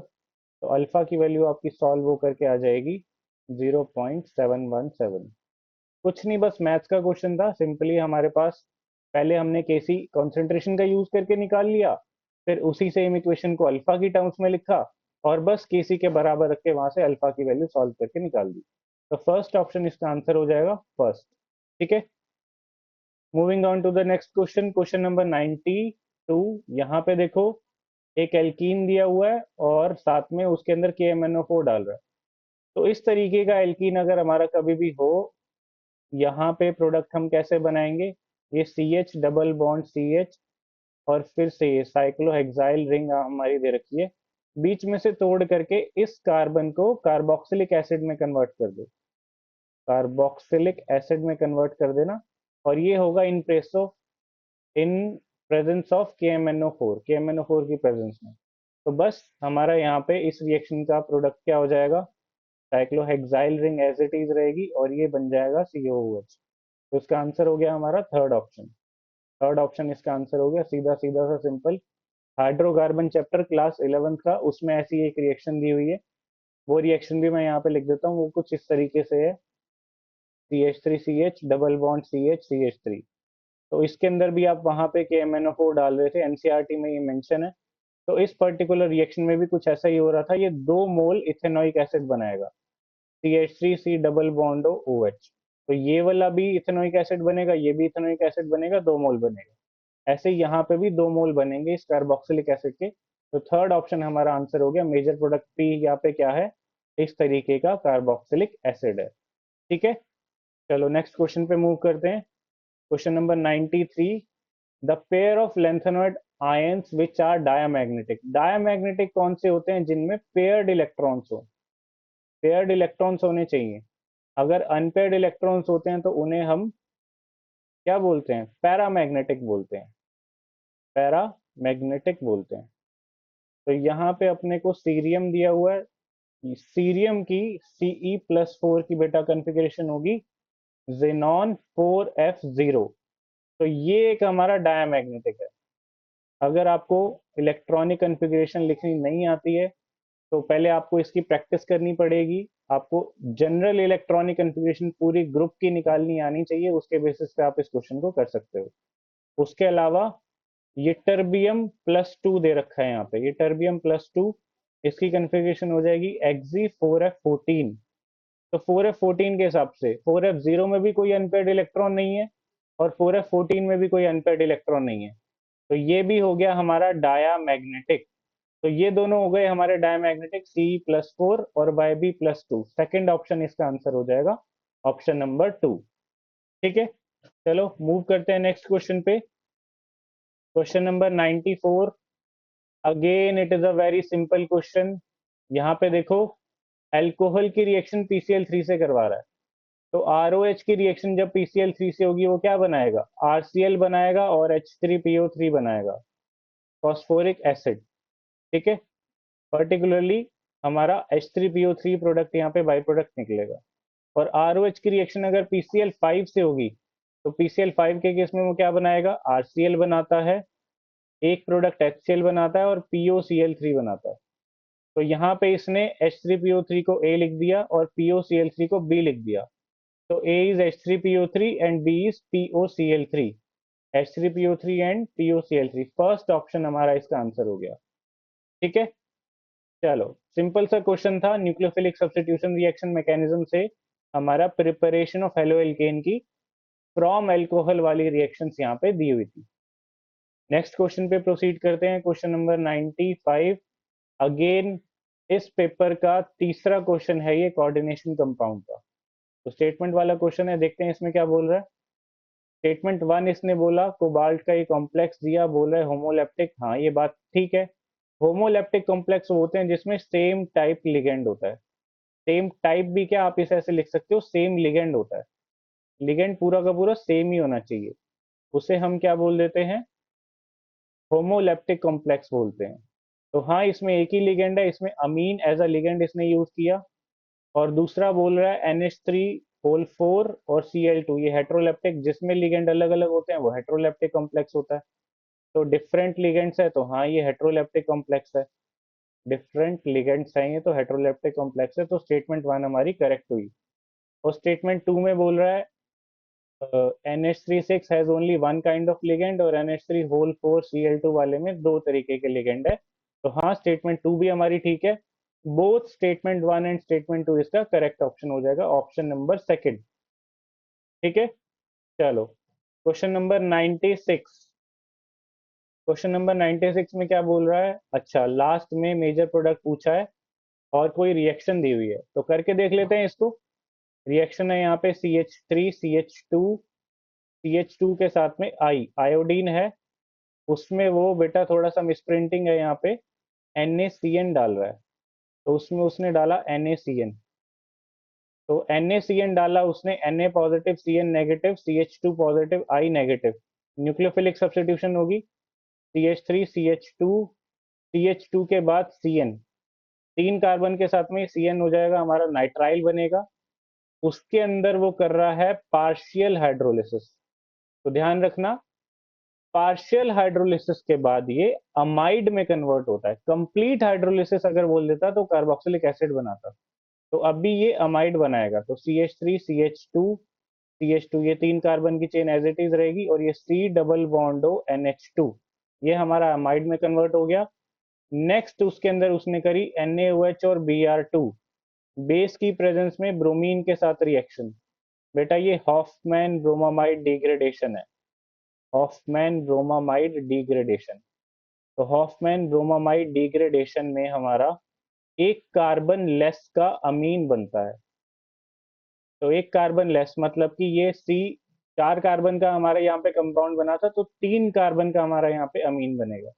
तो CH3 CH2 के साथ में NH2, ये हमारा तीन कार्बन का अमीन, तो प्रोपाइल अमीन इसका आंसर हो गया, option number two. Option number two इसका आंसर है। ठीक है, सिंपल रिएक्शन थी, प्रोपाइल अमीन इसमें बनेगा। Moving on to the next question, question number 97। Identify the correct, चार स्टेटमेंट लिखी हुई है, इसमें से करेक्ट पहचाननी है। ओजोन के नहीं, ये पॉइंट भी गलत हो गया। ओजोन के दो रेजोनेटिंग स्ट्रक्चर्स होते हैं। BF3 has non zero dipole moment. Non zero dipole moment का मतलब BF3 का डायपोल मोमेंट जीरो नहीं है। BF3 has non zero dipole moment, हमारा BF3 का अगर डायपोल मोमेंट निकाले तो ये फ्लोरीन और ये फ्लोरीन, और आपका इस बॉन्ड का डायपोल मोमेंट इस तरफ, इसका इस तरफ, इसका इस तरफ। तो BF3 का डायपोल मोमेंट हमारा जीरो आता है, इसके लिए म्यू की वैल्यू जीरो आती है। BF3 का डायपोल मोमेंट जीरो होता है। तो ये स्टेटमेंट भी गलत हो गई। करेक्ट अगर हम इसमें से कहें तो three canonical forms can be drawn. फिर इसी को देखते हैं, पहला वाला पॉइंट चेक करते हैं क्योंकि ये भी गलत हो गया। Dipole moment of NF3 is greater than NH3, ये भी गलत हो गया। तो थ्री कैनोनिकल फॉर्म्स ये किस बेसिस पे कह रहा है, इसको हम एक बार चेक कर लेते हैं। फर्स्ट पॉइंट को, इसके रेजोनेटिंग स्ट्रक्चर्स बना करके देख लेते हैं क्या थ्री कैनोनिकल फॉर्म्स है भी या नहीं। चलो, तो CO3 की हम यहाँ पे कैनोनिकल फॉर्म बनाएंगे, डबल बॉन्ड O एक ऑक्सीजन पे नेगेटिव चार्ज, एक ऑक्सीजन पे नेगेटिव चार्ज, एक फॉर्म ये हो जाएगी। हाँ बेटा, इसमें बन जाएगी 3 कैनोनिकल फॉर्म्स, क्योंकि अगर ऊपर वाले ऑक्सीजन पे नेगेटिव चार्ज आया, लेफ्ट वाले पे मैंने डबल बॉन्ड बना दिया, तो एक फॉर्म है ये और बन गई। और एक और बन जाएगी अगर मैंने राइट वाले पे डबल बॉन्ड बनाया, इस पे नेगेटिव और इस पे नेगेटिव। तो ये 3 रेजोनेटिंग स्ट्रक्चर इसमें बन रहे हैं। तो करेक्ट अगर हमें पहचानना है, तो ये करेक्ट हो गया, हमारा फर्स्ट वाला आंसर इसका करेक्ट हो गया। ठीक है, 97 का फर्स्ट हमारा आंसर हो जाएगा। 3 canonical forms can be drawn from carbonate ion. ये कार्बोनेट आयन है, इससे 3 कैनोनिकल फॉर्म बन रही है। चलो, moving on to the next question. Question number 98, again organic chemistry का क्वेश्चन है। यहाँ पे कंपाउंड ए और बी पूछा है, रिएक्शन में क्या बन रहे हैं। सिंपल सी रिएक्शन है। यहाँ पे अगर हम प्रोसीड करें, ये हमारे को साइक्लोहेक्सेन रिंग दे रखी है, उस पे OH है, और उसमें हमारे को क्या दे रखा है, साथ वाले कार्बन पे हमारे को एक CH3 ग्रुप जोड़ के दे रखा है। तो ये साथ वाले कार्बन पे मैंने बना लिया CH3। इसके अंदर डाला PBr3। PBr3 क्या करेगा, OH को रिप्लेस कर देगा, न्यूक्लियोफिलिक सब्स्टिट्यूशन होगी, यहाँ पे ब्रोमीन आ जाएगा, इधर CH3 ये बनेगा। ए हमारा ये हो जाएगा। ए हमारा इस तरीके से 3 ऑप्शंस में है। तो आगे बी देखते हैं क्या बनेगा। इसमें अगर हमने अल्कोहलिक KOH डाला, तो बेटा ये न्यूक्लियोफिलिक सब्स्टिट्यूशन नहीं है, अल्कोहलिक KOH है। ये एलिमिनेशन रिएक्शन है। एलिमिनेशन रिएक्शन, यही डिफरेंस होता है न्यूक्लियोफिलिक सब्स्टिट्यूशन और एलिमिनेशन में।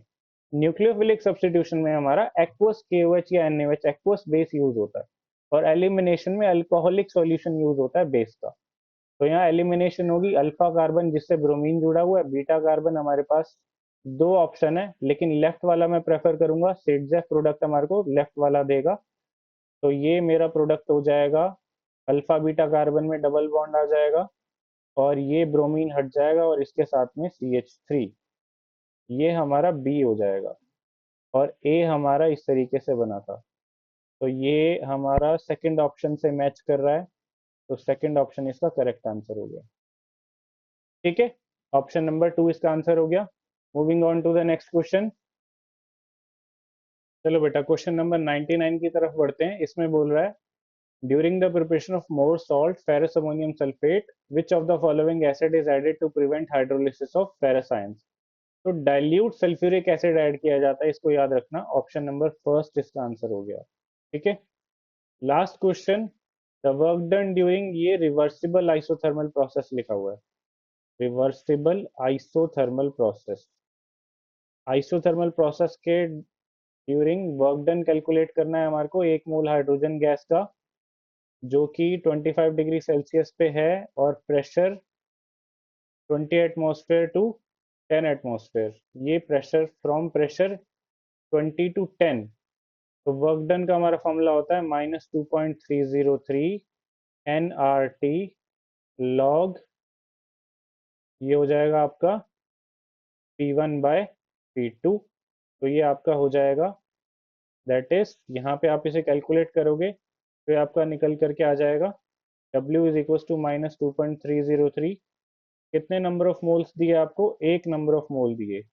R की value in terms of calorie आप कितनी रख दोगे, 2 रख दोगे, इनटू टेम्परेचर आपको क्या दिया यहाँ पे, 25 डिग्री सेल्सियस आपको यहाँ पे टेम्परेचर दिया है। तो 25 डिग्री सेल्सियस के हिसाब से आपका कितना हो जाएगा, ये 298 केल्विन हो जाएगा।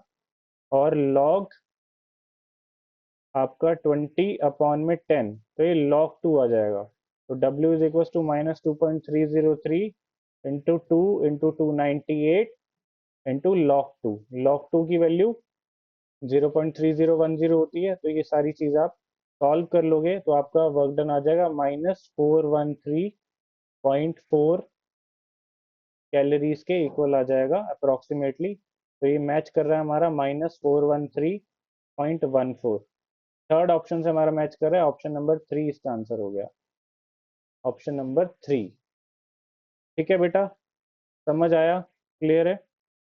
ऑप्शन नंबर 3 इसका आंसर हो गया। तो बेटा, आपको वीडियो अगर अच्छी लगी तो प्लीज लाइक शेयर सब्सक्राइब करना, और चैनल पे बने रहना। नई वीडियोस के लिए चैनल को सब्सक्राइब करके बेल आइकन प्रेस कर देना। इस पर रेगुलरली अब वीडियोस आती रहेंगी। तो अपने दोस्तों के साथ भी शेयर करना। And thank you so much for watching.